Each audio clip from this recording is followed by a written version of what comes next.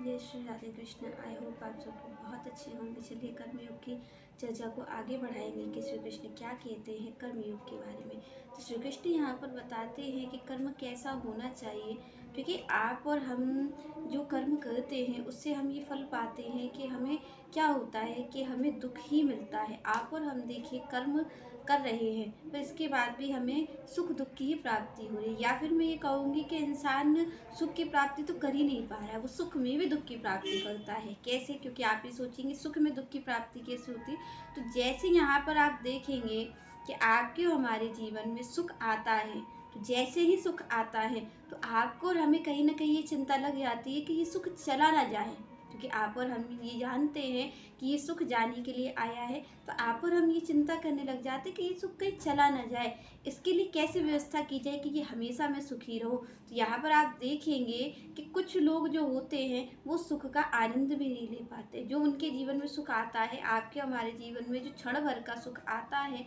उसका भी हम आनंद क्यों नहीं ले पाते हैं? क्योंकि हमें आने वाले दुख का भय होता है कि कहीं ये चला ना जाए, कहीं ये हमसे छूट ना जाए। तो यहाँ पर आप और हम देखेंगे कि यहाँ पर अगर किसी को बहुत संपत्ति मिल जाती है, उसे संपत्ति का सुख मिल जाता है, तो वो ये सोचता है कि मैं कैसे इस धन को बढ़ाऊं, कैसे धन को बढ़ाऊं, कैसे इस सुख को बढ़ाऊं कि कहीं ये ख़त्म नहीं हो जाए। तो इस चीज़ का ये जो भय रहता है ना आपके हमारे जीवन में, कोई भी सुख हमारे जीवन में आता है तो हमें उसे खोने का जो भय रहता है, जो ये दुख हमें रहता है, वो दुख हमें कभी सुखी रहने नहीं देता। एक क्षण भी आप और हम सुखी नहीं रह पाते हैं, क्योंकि हमारे जीवन में जब दुख है तब तो हम दुखी रहते ही हैं, पर जब हमारे जीवन में सुख आता है तो हमें ये पता रहता है कि ये जाने के लिए आया है। तो आप और हम सोचते हैं कि कैसे इसको बढ़ा लिया जाए, कैसे इसको ऐसा कर लिया जाए जो ये कभी खत्म नहीं हो।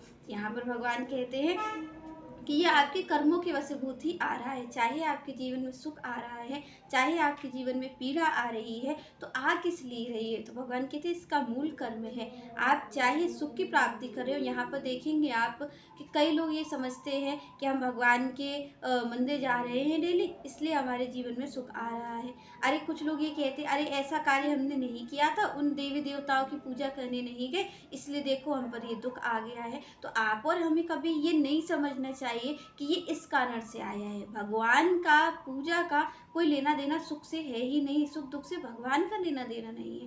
भगवान तो केवल और केवल आनंद देने वाले। भगवान की तो पूजा इसलिए तो कभी की नहीं जाती है कि वो सुख दुख दें, यहाँ पर भगवान सुख दे इसलिए पूजा नहीं की जाती। पूजा तो जो यहाँ पर श्री कृष्ण की पूजा की जाती है वो क्यों की जाती है? क्योंकि हम इस सुख दुख के जो द्वंद्व है इससे हम पार जा सके, इसलिए यहाँ पर श्री कृष्ण की पूजा की जाती है। यहाँ पर श्री कृष्ण को हम कहते हैं कि श्री कृष्ण की भक्ति की जाती है। वो क्यों की जाती है? क्योंकि आप और हम जो समझते हैं, आप और हम ये समझते हैं कि अगर हम श्री कृष्ण की पूजा करेंगे तो हमें धन संपत्ति प्राप्त हो जाएगी। आप लोग ये समझते हैं, हम ये समझते हैं, आप और हम सब ये समझते हैं कि अगर हम श्री कृष्ण की पूजा करेंगे, हम उनकी भक्ति करेंगे तो हमें बहुत सारी धन संपत्ति प्राप्त हो जाएगी। हमें ये लगता है कि हमारा जो परिवार है वो और बढ़ जाएगा, जो परिवार का जो हमें संबंध की जो हमें ज़रूरतें रहती हैं, हमें लगता है वो भी अनुकूल हो जाएगा, हमारे हिसाब से सारी चीज़ें अनुकूल हो जाएंगी। आपको और हमें यही लगता है भक्ति का मार्ग कि क्यों भक्ति हमें करनी चाहिए, क्योंकि सब लोग कहते हैं भाई सुख की प्राप्ति होगी, पर ऐसा नहीं है। आप और हम बहुत गलत समझते हैं, कोई भगवान का सुख दुख से कोई लेना नहीं है, क्योंकि यहाँ पर भगवान ने पहले ही कह दिया है कि कर्म प्रधान विश्व करी राखा, जो जस करही तस फल चाखा। यहाँ पर भगवान ने कहा है भाई सुख दुख से मेरा लेना देना नहीं होगा, जो जैसा कर्म करेगा उस हिसाब से उसको सुख दुख की प्राप्ति हो जाएगी। तो यहाँ पर श्री कृष्ण ने जब इस चीज़ को कह दिया कि सुख दुख से उनका लेना देना नहीं है, तो फिर किससे लेना देना है? उनका आनंद से लेना देना है। श्री कृष्ण कभी भी सुख दुख में नहीं आपको ये नहीं करेंगे कि आप उनका पूजन कर रहे हो तो वो आपको सुख दे दें, आपको धन संपत्ति दे दे, या आपके संबंध बढ़ जाएं, आपके संबंध अनुकूल हो जाएं। तो ऐसा श्री कृष्ण नहीं करते हैं और ना ही वो करते हैं, क्योंकि वो कहते हैं कि ये जो सुख दुख है ना, ये जो धन संपत्ति पानी वो तो आप अपने कर्म से भी पालोगे, ये जो संबंध पाने ये तो आप अपने कर्म से भी पालोगे, जो दुख है वो तो आप अपने कर्म से पाते ही हो। तो यहाँ पर भगवान कहते हैं मेरा इससे लेना देना नहीं है, मेरी भक्ति इसलिए नहीं है, क्योंकि यहाँ पर आप और हम यही सोचते हैं कि भगवान की भक्ति क्यों करनी है। आप देखते हो पूरे संसार में यही चल रहा है कि भगवान की भक्ति क्यों करनी है, क्योंकि यहाँ यहाँ पर हमें धन संपत्ति प्राप्त हो जाएगी। तो यहाँ पर आप ये अगर समझते हैं तो बहुत गलत है। श्री कृष्ण की भक्ति इसलिए नहीं है, भक्ति तो इस सुख दुख के द्वंद्व से पार जाने का नाम है। भगवान की भक्ति करके लोग पार होते हैं, आनंद की प्राप्ति करते हैं, क्योंकि सुख दुख के लिए तो आप और हमारा कर्म ही बहुत है, हमें किसी को पास जाने की जरूरत नहीं। आप देखे होंगे जिसने बहुत बड़े बड़े पैसे वाले हैं,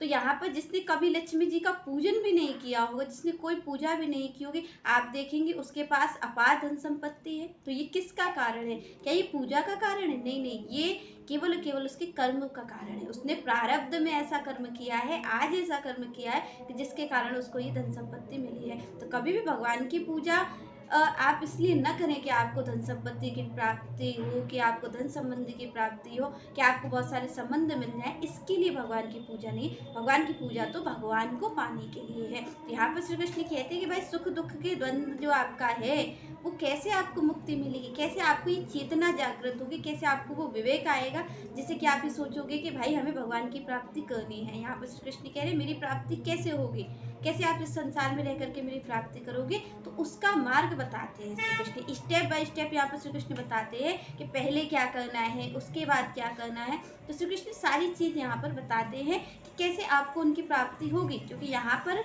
आप देखेंगे सभी साधु संत हैं, सभी भक्त हैं, सबने अपना अपना बताया है कि किस तरीके से भगवान की प्राप्ति हो। पर यहाँ पर श्री कृष्ण अपने ही बता रहे हैं मुख से कि कैसे उनकी प्राप्ति की जाए। तो यहाँ पर श्री कृष्ण कहते हैं भाई कैसे होगी मेरी प्राप्ति इस संसार में रह करके। तो यहाँ पर श्री कृष्ण कहते हैं मयि सर्वाणि कर्माणि सन्न्यस्य अध्यात्म चेतसा निराशे निर्ममो भूत्वा युद्धस्य विगत ज्वरा। यहाँ पर भगवान कह रहे मयि सर्वाणि कर्माणि, यहाँ पर भगवान कह रहे कि ये जो आपके कर्म है ना, भगवान यहाँ पर कह रहे क्योंकि कर्म की वजह से सुख दुख पा रहे हो।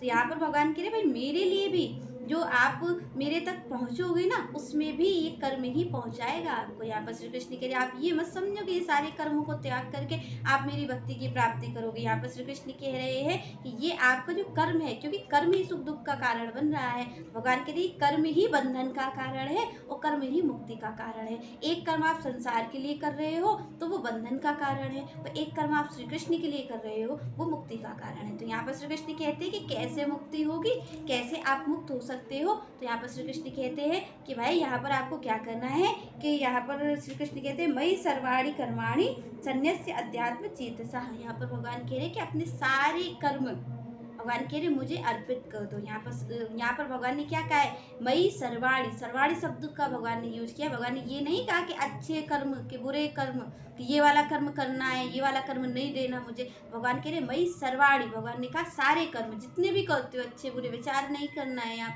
भगवान कह रहे सारे कर्म, क्या कह रहे मयि सर्वाणि कर्माणि, यहाँ पर अपने सारे कर्म भगवान कह रहे सन्न्यस्य अध्यात्म चेतसा, भगवान कह रहे मुझे अर्पित कर दो। और यहाँ पर क्या करो कि भगवान कहते हैं यहाँ पर अपनी स्वार्थ बुद्धि का त्याग कर दो। यहाँ पर भगवान ने कहा है कि ये जो संन्यास शब्द यहाँ पर भगवान ने यूज किया वो ये कहा है त्याग। संन्यास का मतलब होता है त्याग, पर किस चीज का त्याग? भगवान कहते हैं कि संन्यास से अध्यात्म चेतसा, यहाँ पर अपने स्वार्थ का त्याग कर दो।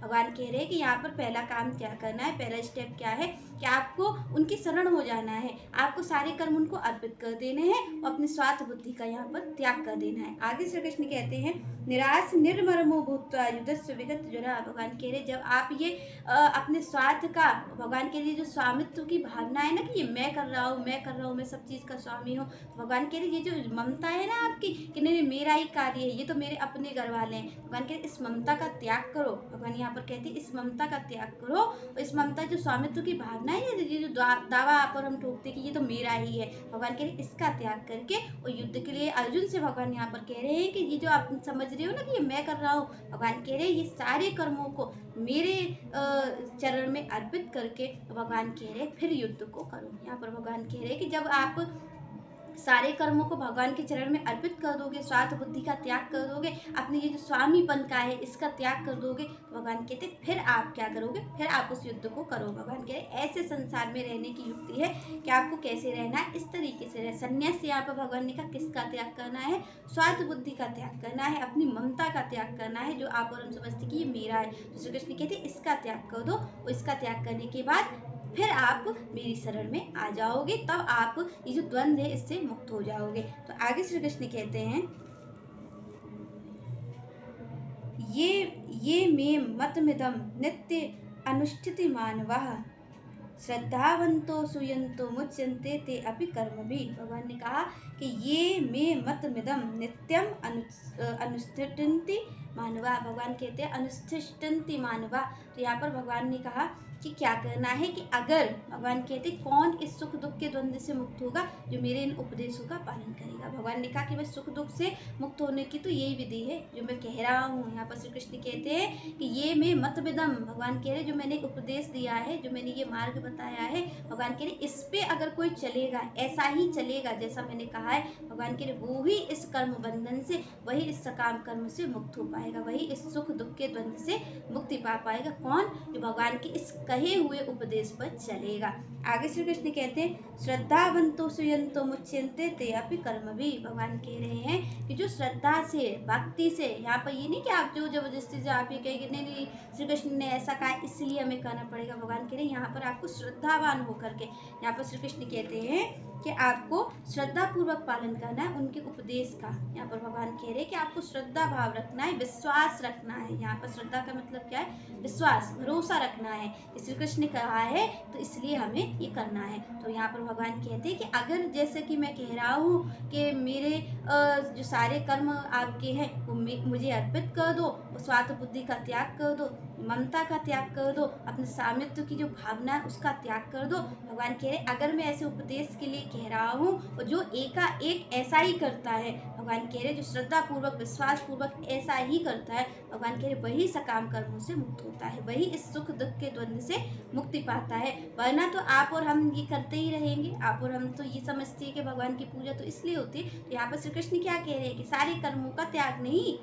जो उसके फल की इच्छा है उसका त्याग। भगवान ने कहा स्वार्थ बुद्धि का त्याग करो। यहाँ पर श्री कृष्ण कहते हैं कि अगर कोई मेरे उपदेश का इस तरीके श्रद्धा पूर्वक पालन करता है तो भगवान कहते हैं वो सारे सकाम कर्मों से मुक्त हो जाता है, वो सारे नियमों से मुक्त हो जाता है। भगवान कह रहे फिर उसको कोई कर्म बंधन नहीं बांधता है। यहाँ पर श्री कृष्ण कह रहे फिर ऐसा नहीं होगा कि उसने ऐसा काम कर दिया है तो अब उसकी प्राप्ति। भगवान कह रहे क्योंकि देखिए भक्ति से भी अच्छे बुरे काम दोनों हो जाते हैं। तो यहाँ पर क्योंकि भगवान इसको ऐसा विवेक दे के रखते हैं कि फिर वो गलत कामों की ओर नहीं जाता। जैसे ही वो भगवान की शरणागति लेता है, भक्त भगवान की शरणागत होता है, वैसे ही भगवान उसमें ऐसा विवेक जागृत करते हैं जिसको भगवान कहते हैं बुद्धि योग। तो वो यहाँ पर ऐसा बुद्धि योग जीव को प्रदान करते हैं कि फिर उससे कोई गलत कार्य नहीं होता है, उसे उस सुख दुख के द्वंद्व में नहीं फंसना पड़ता है। चलिए नेक्स्ट चर्चा हम नेक्स्ट वीडियो में करेंगे। तब तक के लिए जय श्री राधे, जय श्री कृष्ण।